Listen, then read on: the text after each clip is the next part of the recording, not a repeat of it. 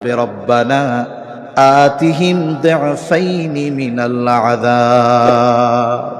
ও রব, যেহেতু আমাদের এই করুণ পরিণতির জন্য দায়ী তারা, সুতরাং আপনি তাদের আযাবরে দ্বিগুণ করে দেন। এ কথা কিয়ামতের দিন সন্তান তার বাবার ব্যাপারে কার কাছে বলবে? জোরে বলেন। যদি আমি আপনি সন্তানকে দ্বীনের উপরে গড়ে না তুলি। চ্যানেলটি সাবস্ক্রাইব করে আমাদের সঙ্গেই থাকুন। ইয়া আইয়ুহাল্লাযীনা আমানু কু আনফুসাকুম ওয়া আহলিকুম নারা। আল্লাহ তাআলা বলেন, হে ঈমানদারেরা, কু আনফুসাকুম ওয়া আহলিকুম নারা। হে ঈমানদারেরা, তোমরা নিজে জাহান্নামের আগুন থেকে বাঁচো, তোমার অধীনস্থদেরকেও জাহান্নামের আগুন থেকে বাঁচাও। এই আয়াতের মধ্যে যতগুলো মেসেজ পাওয়া যায়, যতগুলো নির্দেশনা পাওয়া যায়, এর মধ্যে অন্যতম একটি নির্দেশনা সন্তান প্রতিপালন। ঈমানদারদেরকে উদ্দেশ্য করে আল্লাহ তাআলা বলেন, হে ঈমানদারেরা, নিজে জাহান্নামের আগুন থেকে বাঁচো, অধীনস্থদেরকে জাহান্নামের আগুন থেকে বাঁচাও। কেমন করে জাহান্নামের আগুন থেকে বাঁচতে হবে? বলে, ঈমান তো এনেছি আল্লাহ তাআলার আদেশ নিষেধ বিধিবিধান মান্য করার মাধ্যমে নিজেকে জাহান্নামের আগুন থেকে বাঁচাতে হবে। আর আমার আপনার অধীনস্থ যারা আছে তাদেরকে দ্বীনের উপরে পরিচালিত করার মাধ্যমে তাদেরকে জাহান্নাম থেকে বাঁচানোর চেষ্টা করতে হবে। এই আয়াতের মধ্যে যতগুলো মেসেজ আমাদের জন্য আছে, এর মধ্যে অন্যতম একটি মেসেজ হলো সন্তানকে দ্বীনের উপরে প্রতিপালন করা, সন্তানের দ্বীনি তারবিয়াত। এই আয়াতে আল্লাহ তাআলা আমাদের জন্য আবশ্যকীয় করে দিয়েছেন। সাথে সাথে রাসূলুল্লাহ সাল্লাল্লাহু আলাইহি ওয়াসাল্লাম বলেন, কুল্লুকুম রাঈনা ওয়া কুল্লুকুম মাসউলুনা আন রাইয়াতিহি। তোমরা প্রত্যেকেই দায়িত্বশীল, প্রত্যেককেই তার দায়িত্বের ব্যাপারে জিজ্ঞাসা করা হবে। নবীজি সাল্লাল্লাহু আলাইহি ওয়াসাল্লাম বলেন, রাষ্ট্রনেতা একজন দায়িত্বশীল, সে তার দায়িত্বের ব্যাপারে জিজ্ঞাসিত হবে। একজন পুরুষ তার পরিবার পরিজনের ব্যাপারে দায়িত্বশীল, সে তাদের ব্যাপারে জিজ্ঞাসিত হবে। এক কথায়, আমার আপনার অধীনে যারা আছে, আমার আপনার অধীনস্থ যারা আছে, তাদের প্রত্যেকের ব্যাপারে কিয়ামতের ময়দানে যার সামনে আমাকে আপনাকে জবাবদিহিতার কাঠগড়ায় দাঁড়াতে হবে, তিনি কে? এই যে অধীনস্থদের মধ্যে অন্যতম সন্তান, এই সন্তানের ব্যাপারে আল্লাহ কিয়ামতে আমাকে জিজ্ঞাসা করবে, আমাদেরকে জিজ্ঞাসা করবে, সন্তানদের দ্বীন শিখাইছিলা? যদি সেই দিন আমি আপনি দুনিয়ায় সন্তানকে ইসলামী তারবিয়াতের আলোকে, ইসলামের আলোকে তাকে প্রতিপালন না করে থাকি, দ্বীনের উপরে যদি তাকে আমি আপনি প্রতিপালন না করে থাকি, সেই দিন যেই সন্তানকে আপনি শহরের সবচাইতে দামি স্কুলে পড়িয়েছেন, যেই সন্তানকে আপনি আপনার সবচাইতে দামি পোশাকগুলো কিনে দিয়েছেন, ওই সন্তান দুনিয়ার বুকে তাকে দ্বীনি তারবিয়াত না দেওয়ার কারণে কিয়ামতের দিন আপনার আমার দিকে অভিযোগের আঙ্গুল তুলবে। কি বলবে?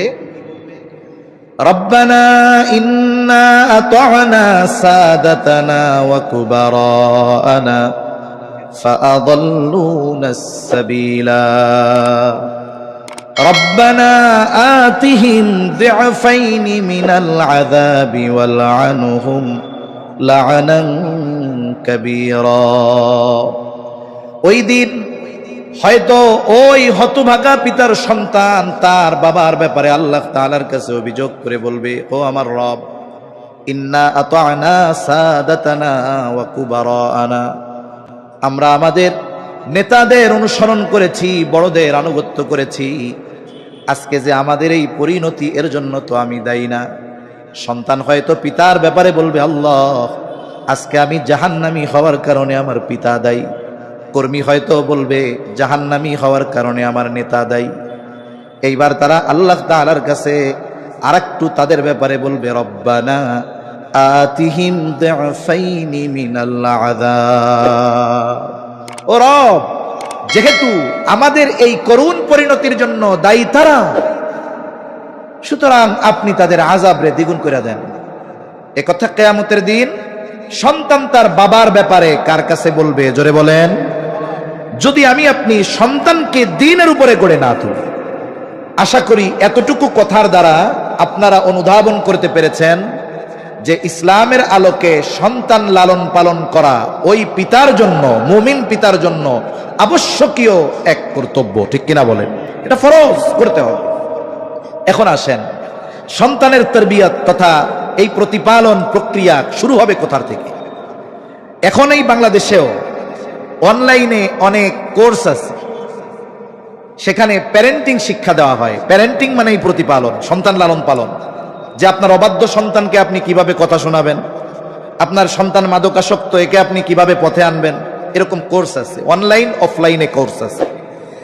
এবং এই কোর্সগুলো হাই ডিমান্ডের কোর্স। এক একটা কোর্স 30, 40, 50 হাজার টাকা খরচ করে কোর্স করা লাগে, সন্তান লালন পালন শেখা লাগে।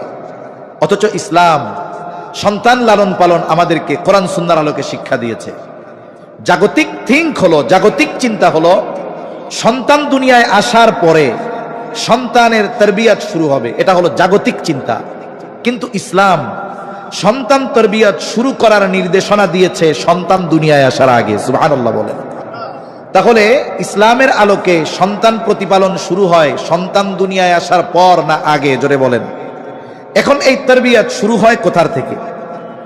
সন্তানের তরবিয়ত সন্তান জন্মের বহু আগে থেকে।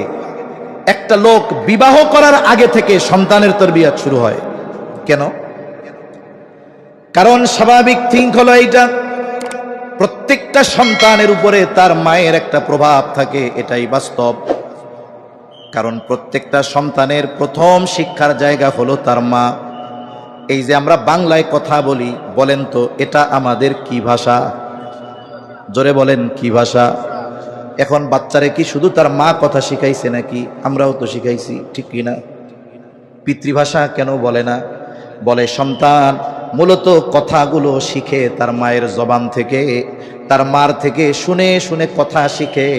এই জন্য যেই ভাষায় কথা বলে মায়ের থেকে শিখে, ওটাকে পিতৃভাষা বলা হয় না, ওটাকে মাতৃভাষা বলা হয়। মায়ের থেকে কথা শিখে, আচার আচরণ আখলাক সব কিছু তার মায়ের থেকে সন্তানের মধ্যে আসে, এটা স্বাভাবিক এক প্রক্রিয়া।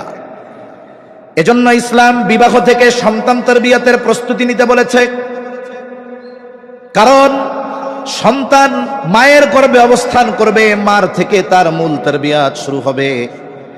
এই জন্য রাসূলুল্লাহ সাল্লাল্লাহু আলাইহি ওয়াসাল্লাম বলেন, তুনকাহুল মারআতু লিআরবাঈন, 4টি জিনিস দেখে, 4টি গুণের কারণে বিবাহ করা হয়। নারীদেরকে মানুষ 4টি গুণ দেখে বিবাহ করে। 1 নাম্বার লিমালিহা, দেখে যে ওই মহিলার বা ওই মেয়ের মাল কত আছে, টাকা পয়সা কত আছে, সে ধনী কিনা এটা দেখে। এরপরে দেখে ওয়ালি হাসাবিহা, দেখা হয় যে তার বংশ কেমন, নসল কেমন, উচ্চ বংশীয় কিনা। এরপরে দেখা হয় তার সৌন্দর্য, জামালিহা, তার সৌন্দর্য কেমন। এরপরে 4 নম্বরে নবীজি সাল্লাল্লাহু আলাইহি ওয়াসাল্লাম বলেন ওয়ালি দীনিহা, তবে দ্বীনের ব্যাপারে নবীজি বলেন ফাযফার বিযাতিদ্দীন, তোমরা দ্বীনকে প্রাধান্য দাও। কারণ বাকি 3টা যদি কোনো নারীর মধ্যে থাকে, তার মধ্যে যদি দ্বীন না থাকে, তাহলে প্রকৃতপক্ষে উত্তম চরিত্রবান মহিলা সে হতে পারে না। এখন এর বিপরীত, এখন কেউ মাল দেখে, কেউ সৌন্দর্য দেখে, দ্বীনকে বানিয়ে ফেলছে অপশনাল, 4 সাবজেক্ট। ওইটা থাক আর না থাক, চেহারা, টাকা আর বংশ ঠিক থাকলে বাকিটা ঠিক হয়ে যাবে, এরকম বলে না অনেকে? আরে মেয়ে সুন্দর আছে, নামাজ কালাম পারে না, তাতে কি, শিখায় লইস, বলে না এরকম? বলে। কিন্তু দেখা যায় শিখাইতে গিয়া উল্টা তার অবস্থা খারাপ হয়ে যায়। এজন্য এই 4 গুণ যদি একজনের মধ্যে থাকে সেটা তো ভালোর উপরে ভালো, কিন্তু বাকি 3টা আছে, দ্বীন নাই। সব জায়গায় গণতন্ত্রের স্লোগান চলে না। যদি এই চিন্তা করি যে 4 ভাগের 3 ভাগ তো তার মধ্যে পাওয়া গেছে, দ্বীন নাই, তাতে কি? বেশিরভাগ গুণ তো আছে, কিন্তু দ্বীন হলো এমন এক গুণ, বাকি 3টা যদি নাও থাকে, ওই মেয়ে যদি দিনদার হয়, তাহলে আশা করা যায় তার সন্তান একজন দিনদার সন্তান হবে, ঠিক কিনা বলেন? এজন্য সন্তান তরবিয়তের প্রথম ধাপ হলো বিবাহের মাধ্যমে শুরু হয়।